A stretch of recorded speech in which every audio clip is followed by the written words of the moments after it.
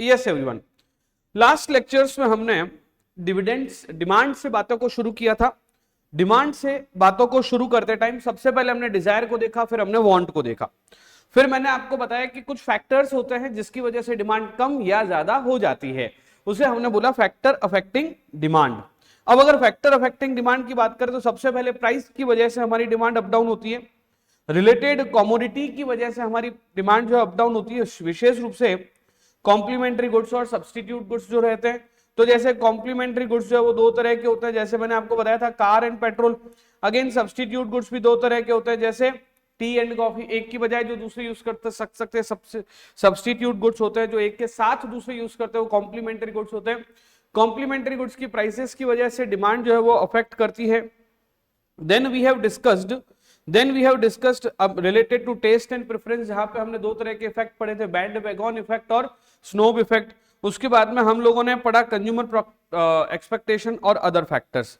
ये पढ़ने के बाद हम लोग आ गए थे लॉ ऑफ डिमांड को शुरू किया था हम लोगों ने, जहां पे मैंने आप लोगों को डिमांड कर्व बनाना सिखाया था। We have discussed about demand curve. अब डिमांड कर्व में हमने क्या सीखा था कि डिमांड कर्व बनाने के लिए हमने सीखा था डिमांड शेड्यूल। तो ये जो इस तरह की हमने टेबल बनाई थी उसको हमने किस नाम से बुलाया था, डिमांड शेड्यूल। जहां पे मैंने आप लोगों को बताया था कि अगर प्राइस आपकी 10, 8, 6, 4, 2 और 0 है और डिमांड हमारी 1, 2, 3, 4, 5 इस तरह से बढ़ती है, यानी कि जब हम 10 रुपए की प्राइस पर होते हैं तो हमारी डिमांड जहां 1 होती है, और प्राइस अगर 8 होते हैं हमारी डिमांड 2 हो जाती है, प्राइस 6 होते हैं हमारी डिमांड 3 हो जाती है, प्राइस 4 होते हैं हमारी डिमांड 4 हो जाती है, और प्राइस कम होकर और 2 रुपए हो जाए तो हमारी डिमांड बढ़कर 5 रुपए हो जाएगी। तो ये था हमारा डिमांड शेड्यूल, और इसी से रिलेटेड हमने एक कर्व बनाना सीखा था, ये था हमारा demand curve. Law of demand का ही ये पार्ट है।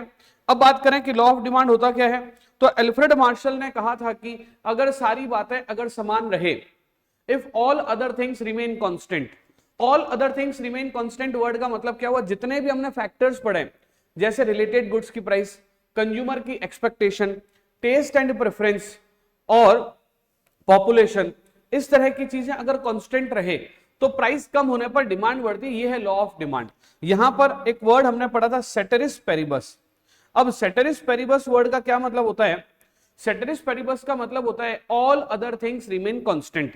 अगर अन्य बातें समान रहे तो प्राइस कम होने पर डिमांड इंक्रीज होगी। If all other things remain constant with the decrease in price our demand will be increases.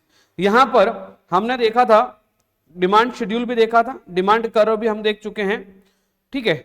अब एक टॉपिक आता है जिसका नाम है मार्केट डिमांड कर्व। अब मार्केट डिमांड कर्व का क्या मतलब हुआ और मार्केट डिमांड शेड्यूल का क्या मतलब हुआ। ये मान लीजिए कि एक मार्केट में दो तरह के लोग हैं, ए और बी। अगर किसी गुड्स की प्राइस 0 रुपीज होती है तो ए उसको 3 की डिमांड करता है, बी उसमें 2 की डिमांड करता है। लेकिन जैसे ही प्राइस बढ़कर 10 हो गई, महंगा हो गया ना, तो ए की डिमांड जो 3 थी वो कम होकर 2 हो जाएगी, बी की डिमांड जो 2 थी वो कम होकर 1 हो जाएगी। प्राइस और बढ़ गई, जैसे ही प्राइस बढ़ी 10 से बढ़कर 20 हो गई तो ए की डिमांड कम होकर 1 हो गई और बी की डिमांड कम होकर 0 हो गई। अब मार्केट में अगर दो ही लोग हैं, ए और बी, तो इन दोनों की जो टोटल डिमांड होगी उसे हम किस डिमांड से बोलेंगे, मार्केट डिमांड के नाम से बोला जाएगा। तो aggregate of both is treated as market demand. Aggregate of both is treated as market demand. तो मार्केट डिमांड वर्ड का मतलब the total demand of any product और कमोडिटी मेड बाय इंडिविजुअल और ग्रुप ऑफ इंडिविजुअल। अगर group of individual ने price से related जो demand करी है हमारे से, ग्रुप ऑफ इंडिविजुअल ने प्राइस से रिलेटेड जो हमारी को डिमांड करी है उसे हम लोग क्या कहेंगे, मार्केट डिमांड। क्या कहेंगे उसको, मार्केट डिमांड। अब आप इसको समझने की कोशिश कीजिएगा, ये एक्स जो है वो डिमांड कर रहा है, ये वाई जो है वो डिमांड कर रहा है, ये हमारी टोटल डिमांड है। तो टोटल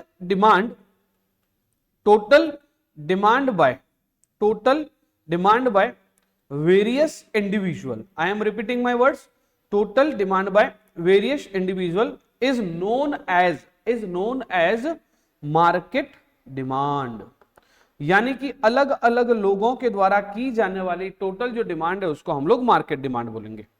ठीक है, अब बात करें कि लॉ ऑफ डिमांड के क्या कुछ एक्सेप्शन हैं, तो बिल्कुल लॉ ऑफ डिमांड के कुछ एक्सेप्शंस भी हैं।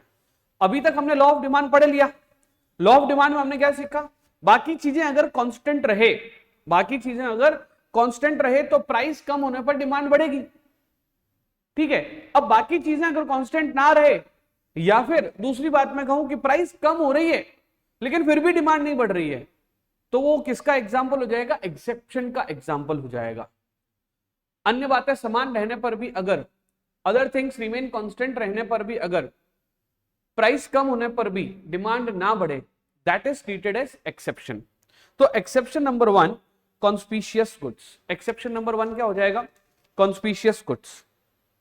ऑल्दो ये चीजें आप लोगों को पता होगी, बट फिर भी as a matter of fact आप लोग एक प्रोफेशनल कोर्स कर रहे हैं, बीइंग अ प्रोफेशनल स्टूडेंट, हो सकता है कि आपको ये चीजें ऑलरेडी रिलेट हो गई हो, बट नहीं भी हो रही है तो मैं आपको उसको रिलेट करवाता हूं।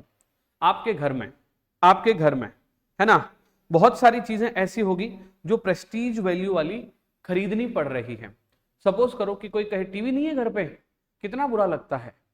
अगर कोई आपसे कहे टीवी नहीं है घर पे, कितना बुरा लगता है। प्रेस्टिजियस वैल्यू, क्या वर्ड यूज कर रहा हूं मैं, प्रेस्टिजियस वैल्यू, या फिर स्नोब अपील। मैं रिपीट कर रहा हूं, क्या बोल रहा हूं मैं, स्नोब अपील, जो हमें बेटर फील करवा रही हो, पैसे वाला फील करवा रही हो, उसे स्नोब अपील कहा जाता है। या ऐसा आर्टिकल जो कॉन्स्पिशियस कंजम्पशन वाला होता है, ऐसा आर्टिकल जो कौन सा होता है, कॉन्स्पिशियस कंजम्पशन वाला, जो कि रिच पीपल द्वारा यूज किया जाता है। इससे आपका स्टेटस एनहांस होता है, सोशल प्रेस्टीज एनहांस होती है, वेल्थ को डिस्प्ले करने का जो तरीका होता है उसे कहा जाता है कॉन्स्पिशियस गुड्स। आज मेरे पास में एक फोन है, इस फोन के पीछे एक एप्पल बनी हुई है काटी हुई। ट्रस्ट मी, मैंने ऐसे नहीं खरीदा है। मेरा यंगर ब्रदर मुझे बोलता है कि सर, भाई साहब, आप इतने सारे बच्चों को पढ़ाते हो, जेनजी के बीच में रहते हो, अगर आपने अपने हाथ में उस सैमसंग का A50 और A50s अगर हाथ में रखा तो हमें भी अच्छा नहीं लगता है, और इनफैक्ट आपके बच्चों को तो डेफिनेटली अच्छा नहीं लगता होगा, आपको ये मोबाइल रखना पड़ेगा। मैंने कहा भाई, तुमने कहा इसलिए मैं रख रहा हूं, बाकी मेरे को नहीं चाहिए ये। और क्योंकि उसने जबरदस्ती मुझे दिला दिया, अब मैं जब भी ले जाता हूं, या जब भी जो भी मेरे आसपास जो लोग होते हैं उनको पता चलता है कि मेरे पास ये वाला फोन है, तो दे फील्स लाइक कि हाँ, अरे तेरे पास ये वाला फोन होना ही चाहिए। कॉन्स्पिशियस नेसेसिटी भी बन गई आज के लिए। तो कॉन्स्पिशियस गुड्स कौन से होते हैं, जो हमारी सोशल प्रेस्टीज, हमारे एक दोस्त है उसके बिजनेस है ना, ग्रोसरी स्टोर बहुत शानदार चलती है, उसको पता है क्या शौक है, उसको अपनी वैल्यू दिखाने का शौक है, प्रेस्टीज दिखाने का शौक है। कैसे दिखाता है, डिस्प्ले करके, गोल्ड की चेन पहनेगा, हाथ में गोल्ड का ब्रेसलेट पहनेगा, एक हाथ की 4 उंगली में से 3 उंगली में बड़ी बड़ी रिंग्स पहनेगा, वो चलता फिरता लाखों का पर्सन है। 3 तोले की चेन गले की, 2 तोले का 3 तोले का ब्रेसलेट हाथ में, रिस्ट में, 3 रिंग्स इधर, 3 रिंग्स इधर, 3 तोले का ये हो गया, 2 या 3, ये मान लो 3 और 3 6, और ये 3 तोले की 6 रिंग्स, यानी कि 9 तोला सोना। 2 लाख रुपए के हिसाब से भी देखा जाए तो 18 लाख रुपए तो उसका चल ही रहा है। और सोने के भाव जिस तरह से बढ़ रहे हैं, रोज ही उसके खुद के भाव बढ़ रहे हैं, वो कभी 20 लाख का हो रहा है, कभी 25 लाख का हो रहा है, क्योंकि कॉन्स्पिशियस गुड्स। मुझे बताओ, सोना महंगा है कि सस्ता है? महंगा है, बट फिर भी लोग खरीद रहे हैं। हमारे मारवाड़ में तो, हमारे राजस्थान में तो बहुत सारे लोग सोना खरीदना पसंद करते हैं, सोना रखना पसंद करते हैं। तो यहाँ पे इस बात के जरिए मैं आपको बताना चाहूंगा, these are known as conspicuous goods. Conspicuous goods वो गुड्स हैं जो प्रेस्टीज वैल्यू वाले हैं, जो हमें अच्छी अपील देते हैं, जो कॉन्स्पिशियस कंजम्पशन रिच पीपल के द्वारा किया जाता है, उस पर लॉ ऑफ डिमांड एप्लीकेबल नहीं होता। उनकी प्राइस अगर कम भी हो रही है तो भी उसकी डिमांड बढ़ती ही रहती है। आगे है सर रॉबर्ट गिफिन ने, जो कि एक स्कॉटिश इकोनॉमिस्ट है और एक स्टैटिस्टिशियन भी, स्टैटिक्स वाले जो होते हैं उसको स्टैटिस्टिशियन बोलते हैं। उसने देखा कि प्राइस ऑफ ब्रेड जैसे इंक्रीज होनी शुरू हुई तो ब्रिटिश वर्कर्स ने उसको ज्यादा परचेस करना शुरू कर दिया। वो थियरी देख रहा था, वो इकोनॉमिस्ट था, वो स्टैटिस्टिशियन था।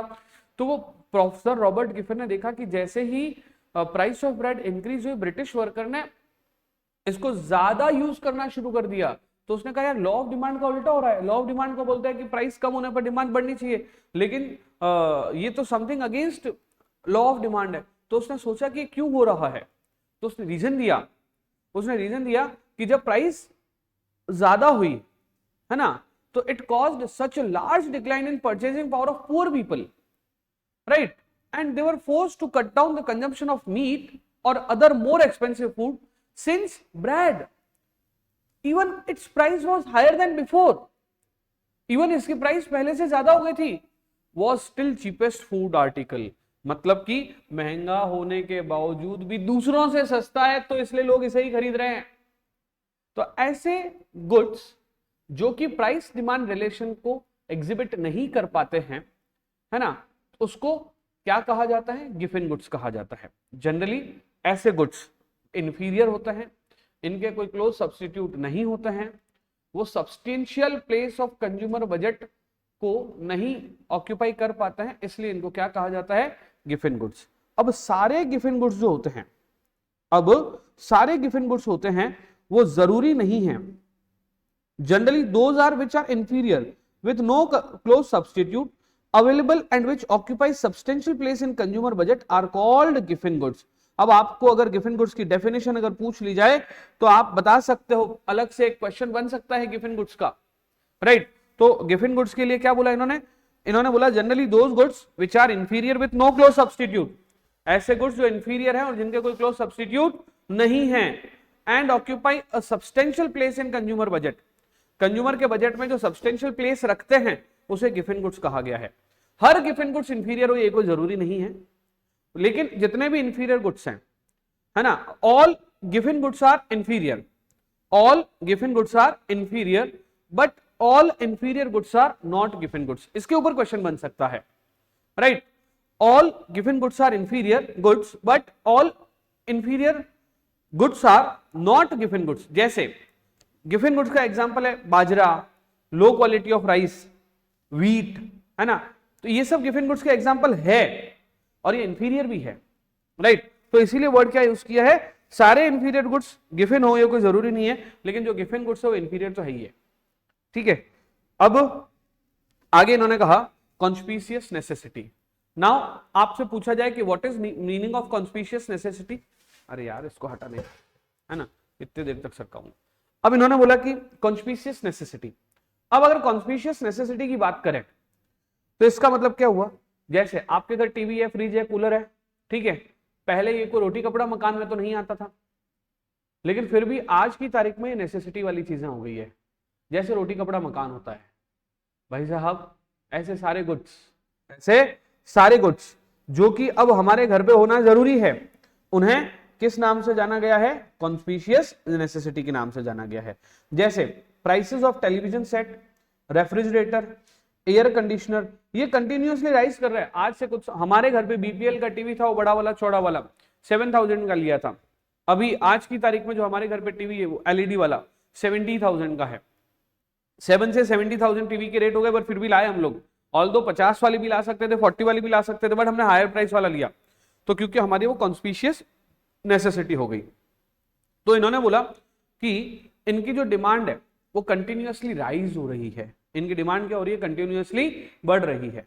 तो इस वजह से because the demand is continuously rising, है ना, डिमांड इज कंटिन्यूअसली राइजिंग, तो यहाँ पे लॉ ऑफ डिमांड काम नहीं कर रहा है, क्योंकि इवन ये महंगा होने पर भी लोग खरीद रहे हैं। तो मेरी बात सुनो, कॉन्स्पिशियस गुड्स जो स्नोब अपील दे रहे हैं, रिच पीपल यूज करते हैं, उनकी प्राइस बढ़ती है तो भी डिमांड बढ़ती है। गिफन गुड्स जो इंफीरियर होते हैं, उनकी प्राइस अगर कम होती है तो भी डिमांड नहीं बढ़ती है ना, प्राइस अगर कम होती है तो भी डिमांड नहीं बढ़ती है। तीसरे नंबर पे कॉन्स्पिशियस नेसेसिटीज, ऐसी चीजें जो आजकल अमीरों के लिए नेसेसिटी बन गई है, तो नॉर्मल लोगों ने भी उसको फॉलो करना शुरू कर दिया है। जैसे टीवी, फ्रिज, कूलर, एसी, इनकी डिमांड कंटिन्यूअसली राइज कर रही है, इनकी डिमांड जो है, their demand does not show any tendency to fall। आगे इन्होंने बोला future expectation about prices, it has been observed that when the prices are rising, ये ऑब्जर्व किया गया है कि जब प्राइस राइज कर रही है, household expecting that the prices in future will be even higher। अब एक बात बताओ, आपको आज पता चल जाए, देखो पहले बताओ लॉ ऑफ डिमांड क्या होता है। लॉ ऑफ डिमांड होता है कि प्राइस बढ़ने पर डिमांड कम होनी चाहिए, प्राइस कम होने पर डिमांड बढ़नी चाहिए। लेकिन आज आपको एक न्यूज आती है कि कल पेट्रोल के भाव बढ़ने वाले हैं। आज पेट्रोल के भाव 104 है, कल भी 104 थे, लेकिन कल इंक्रीज होने वाले हैं। जैसे ही ये पता चलता है कि कल इंक्रीज होने वाले हैं, हम आज की तारीख में उसको फटाफट परचेस करेंगे। भैया लॉ ऑफ डिमांड कहां काम किया? लॉ ऑफ डिमांड तो कहता है कि आज प्राइस कम होने पर डिमांड बढ़नी चाहिए, पर हो क्या रहा है, फ्यूचर में प्राइस बढ़ रही है और डिमांड आज बढ़ रही है, तो लॉ ऑफ डिमांड काम नहीं कर रहा है। तो लॉ ऑफ डिमांड के एक्सेप्शन में बोला गया कि फ्यूचर में अगर प्राइस राइज होना हो या फ्यूचर में प्राइस अगर डाउन होना हो तो आज डिमांड पे कम या ज्यादा यानी कि फर्क तो पड़ेगा। नेक्स्ट इसने बोला इनकम्प्लीट इंफॉर्मेशन। अगला क्या बोला? Incomplete information. The law has been derived assuming consumer to be rational and knowledgeable about market condition. ये माना गया है कि कंज्यूमर के पास में कंप्लीट इंफॉर्मेशन कई बार नहीं होती है। मतलब इंफॉर्मेशन कैसी होती है? इनकम्प्लीट। उसके बेसिस पर वो भरोसा कर लेता है और भरोसा करके वो सामान खरीद लेता है। वो ये नहीं देखता कि प्राइस कम है या फिर प्राइस ज्यादा है। तो इनका कहना है कि the law has been derived assuming consumer to be rational and knowledgeable about market condition, which is not true। Law तो क्या बोलता है? प्राइस कम होने पर डिमांड बढ़नी चाहिए। लोगों को पता ही नहीं चलता सस्ता कहां मिल रहा है। जैसे हर शहर में एक सब्जी मंडी होती है, राइट? हमें क्या पता कि कौन सी वाली सब्जी मंडी में चीजें सस्ती मिलेगी और कौन सी वाली सब्जी मंडी में चीजें महंगी मिलेगी। जब तक हमें ये ना पता चले कि कौन सी वाली सब्जी मंडी में चीजें सस्ती है और कौन सी वाली सब्जी मंडी में चीजें महंगी है, तब तक हम भी डिसाइड नहीं कर पाएंगे कि कहां से लानी है। हम तो अपने घर के पास जो सब्जी मंडी है वहां से हम सब्जी खरीद के ले आते हैं। जब हमें बाद में पता चलता है अरे उस दुकान में तो चीजें सस्ती मिल रही थी, हम तो साल भर से ऐसे ही ठगे गए। तो इसको इनका कहना है कि इनकम्प्लीट इंफॉर्मेशन या इररेशनल बिहेवियर की वजह से भी व्यक्ति जो है वो महंगी चीजें भी ज्यादा खरीद लेता है। उसके बाद अगर कोई नेसेसिटीज है, जैसे रोटी कपड़ा मकान, जैसे नमक, ये नेसेसिटीज है। इवन इफ हमारे पास में अगर पैसे हो, इवन इफ इनकी प्राइस कम हो या ज्यादा हो, डिमांड इनकी कॉमन रहती है। ऐसा है कि नमक सस्ता हो गया तो आप घर पे नमक का ही नाश्ता करेंगे, या नमक महंगा हो गया तो विशेष मेहमानों को खिलाया जाएगा, या फिर नमक सस्ता हो गया है तो पहले 1 चम्मच डालती थी मम्मी, अब 4 चम्मच डालेगी। ना ना ना ना, नमक की प्राइस कम हो या ज्यादा हो, आटे की प्राइस कम हो या ज्यादा हो, हम रोटी ज्यादा या कम खाना पसंद नहीं करेंगे। स्पेक्युलेटिव गुड्स में भी सेम ही बात एप्लीकेबल होती है। जैसे शेयर मार्केट जब इंक्रीज हो रहा होता है लोग ज्यादा खरीदते हैं, तो यार शेयर बढ़ रहे खरीद लो। लेकिन शेयर मार्केट जब डिक्रीज हो रहा होता है तो लोग नहीं खरीदते हैं।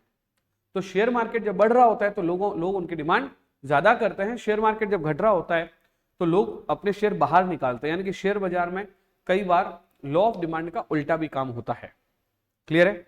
आगे बढ़ते हैं। अगला टॉपिक हम लोगों को आज जो शुरू करना था वो है चेंजेस इन डिमांड कर्व। ये मैं आपको पॉइंट टू पॉइंट नहीं पढ़ा के एक साथ पढ़ाऊंगा। चेंजेस इन डिमांड कर्व का मतलब क्या हुआ? पहले तो मैं आपको बताना चाहूंगा कि डिमांड कर्व में जो चेंजेस होते हैं वो 2 तरह के होते हैं। एक तो अपनी ही जगह पे ऊपर नीचे हो जाना, जैसे ये डिमांड कर्व है हमारा, ये डिमांड कर्व अपनी ही जगह पे यहां या यहां अपनी ही जगह पे नहीं ऊपर नीचे होना, इस तरह को कहा जाता है मूवमेंट इन डिमांड कर्व। क्या कहा जाता है इसको? मूवमेंट इन डिमांड कर्व या मूवमेंट अलोंग डिमांड कर्व। लेकिन जब कभी डिमांड कर्व यहां था और यहां से बढ़ के आगे चला जाता है तो इसे कहा जाता है शिफ्ट इन डिमांड कर्व। तो टोटल दोनों टॉपिक को किस नाम से जाना गया? Change in demand curve. जब अपनी ही जगह पे ऊपर नीचे हो रहा हो तो उसे मूवमेंट कहा जाता है, और जब अपनी जगह से आगे या अपनी जगह से पीछे आ जाए तो उसे चेंजेस कहा जाता है। तो टोटल मिला के कितने तरह के हो गए? 2 तरह के। पहला कौन सा हो गया? चेंज इन डिमांड कर्व में मूवमेंट अलोंग डिमांड कर्व। दूसरा कौन सा हो गया? Shift in demand curve. तो आइए दोनों चीजों को हम लोग पढ़ना शुरू करते हैं। फर्स्ट है movement in demand curve. First क्या पढ़ रहे हैं हम लोग? Movement in demand curve. तो यहां पे आप लोगों को समझना होगा मूवमेंट इन डिमांड कर्व 2 तरह का होता है, राइट? मूवमेंट इन की बजाय मैं बोलूंगा मूवमेंट अलोंग। क्या बोलूंगा मैं? Movement along demand curve. ठीक है, तो पहला मूवमेंट क्या होगा? पहला मूवमेंट होगा अच्छा एक बात और, पहली बात ये कि मूवमेंट किसकी वजह से होगा और शिफ्ट किसकी वजह से होगा। तो मूवमेंट होगा due to change in price. आप चाहो तो साथ साथ नोट्स बना लो ये वाले, क्योंकि हम 3-4 पेज को एक साथ कवर कर रहे हैं। तो due to change in price जो होगा तो दो बातें होगी, ठीक है, या तो होगा इंक्रीज इन डिमांड, या तो क्या होएगा इंक्रीज इन डिमांड। और सुनो मेरी बात, इंक्रीज इन डिमांड को हम किस नाम से जानेंगे, एक्सपांशन इन डिमांड कर्व। अब ये होगा क्यों, प्राइस कम होने की वजह से, due to decrease in, due to, इसको मैं ऊपर ही लिख देता हूं ताकि आपको पता रहे, है ना।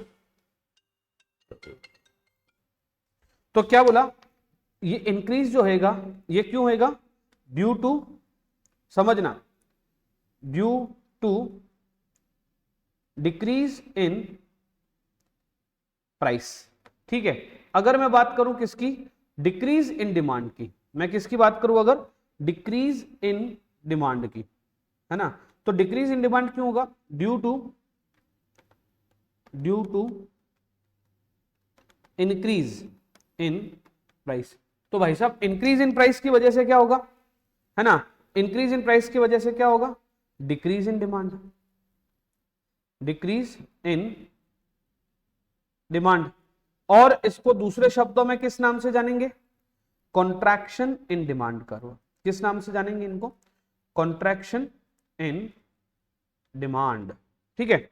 अब सुनना, एक्सपांशन और कॉन्ट्रैक्शन कैसे होता है समझना। जैसे सपोज करो अभी डिमांड कर्व ऐसा बना हुआ है, जब इंक्रीज इन डिमांड होती है तो मूवमेंट इस तरह से होगा, this is called as expansion. इसको किस नाम से जानते हैं हम लोग, एक्सपांशन। और इसका दूसरा नाम क्या रहेगा, इंक्रीज, ठीक है।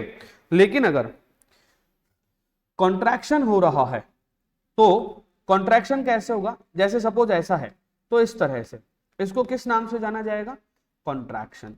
इसको आप समझने के लिए समझो, जब प्राइस नीचे की तरफ आती है तो डिमांड आगे की तरफ बढ़ती है, जब प्राइस ऊपर जाती है तो डिमांड कम हो जाती है।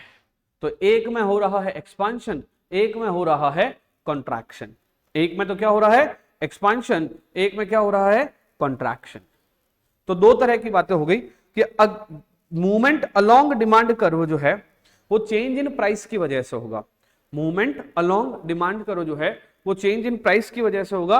अगर प्राइस कम हो रही है तो डिमांड इंक्रीज हो जाएगी, अगर प्राइस इंक्रीज हो रही है तो डिमांड डिक्रीज हो जाएगी, और उसको कॉन्ट्रैक्शन इन डिमांड कहा जाएगा। क्या कहा जाएगा, कॉन्ट्रैक्शन इन डिमांड, ठीक है। अगर हम आगे बढ़े तो दूसरा जो है हमने डिस्कशन करना था शिफ्ट इन डिमांड कर्व। क्या डिस्कस करना था, शिफ्ट इन डिमांड कर्व। अब आप कहेंगे कि सर ये शिफ्टिंग क्यों होती है, तो भाई साहब शिफ्टिंग हो सकती है चेंज इन इनकम की वजह से, है ना, चेंज इन इनकम की वजह से भी शिफ्टिंग हो सकती है। और शिफ्टिंग क्यों हो सकती है भाई साहब, और शिफ्टिंग हो सकती है चेंज इन रिलेटेड गुड्स की प्राइस की वजह से। अगर रिलेटेड गुड्स की प्राइस में अगर चेंज हुआ है तो भी शिफ्ट हो जाएगा, या फिर टेस्ट या प्रेफरेंस की वजह से, या फिर पॉपुलेशन की वजह से।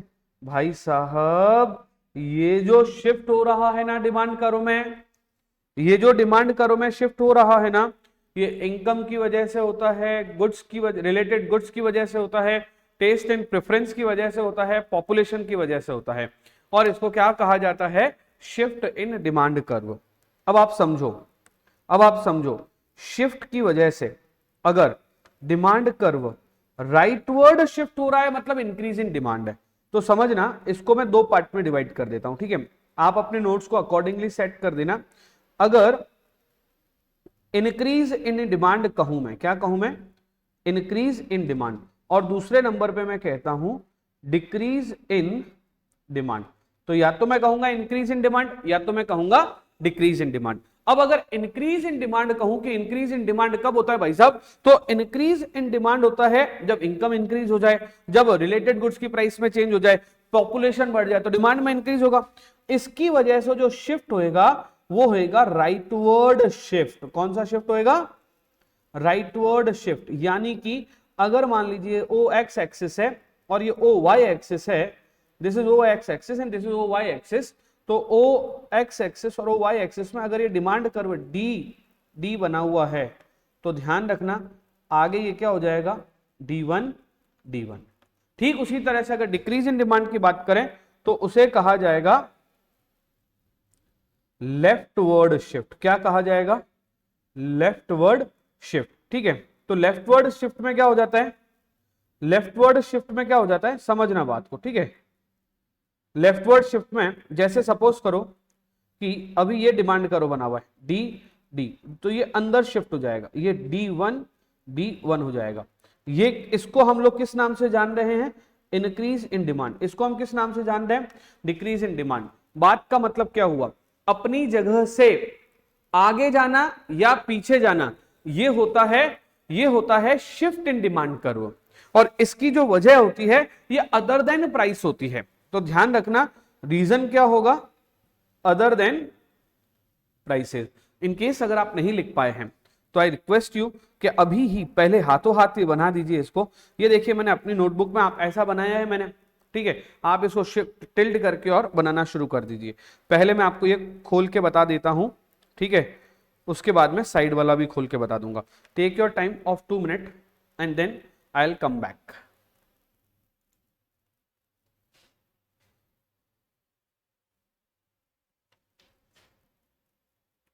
फटाफट से बनाइएगा आप लोग, है ना।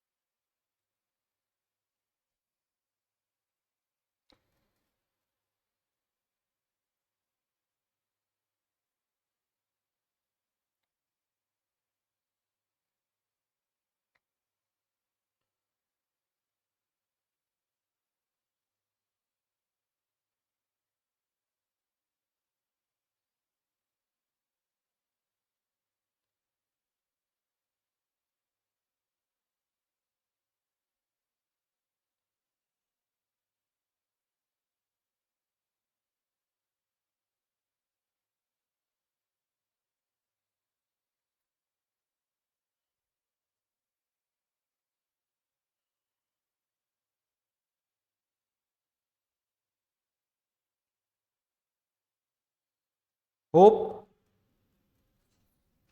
आप लोगों ने इसे लिख लिया होगा, इसलिए मैं इसे शिफ्ट कर देता हूं इधर।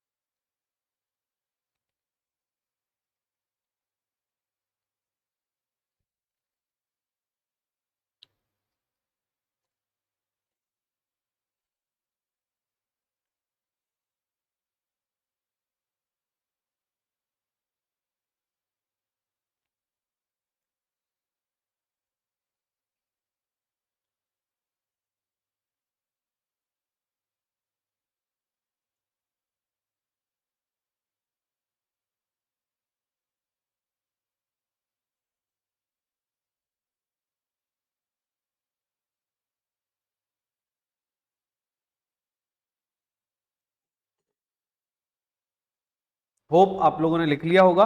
अब आपको एक बार बता देता हूं कि ये जो हमारी बुक है उसमें भी कैसे लिखा हुआ है, इसी तरह से लिखा हुआ है कि जो चेंजेस हैं ये दो तरह के चेंजेस हैं।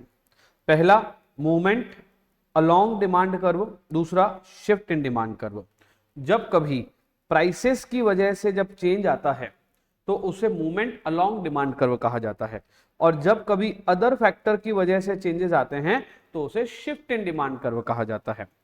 मूवमेंट जो है उसमें एक्सपांशन और कॉन्ट्रैक्शन दोनों होता है।